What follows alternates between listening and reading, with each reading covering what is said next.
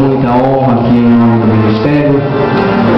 Nós queremos homenagear o nosso pastor presidente, que tem nos acompanhado, não só os obreiros, mas a igreja toda, durante todo esse tempo, a sua trajetória de luta para poder estar na igreja, com sacrifício, lutando e estudando constantemente, né? E para a glória de Deus Pai, talvez nem toda a igreja tenha esse conhecimento, mas mesmo com as suas obrigações dentro da igreja, com o ministério que em momento algum deixou a desejar, ele não ficou em nenhuma DP, e nenhuma nota foi menor do que 8.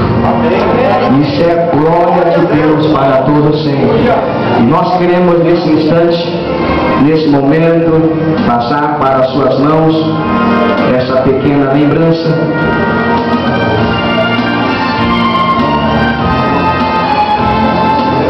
Em nome do Ministério.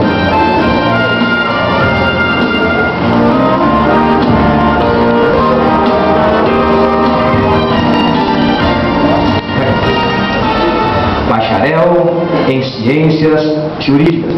A Igreja Assembleia de Deus, Ministério Missão de São José do Rio Preto, confere ao pastor presidente do Ministério, Antônio Domingues, a presente homenagem pela colação de grau, São José do Rio Preto, 21 de março de 2009, diretoria do Ministério.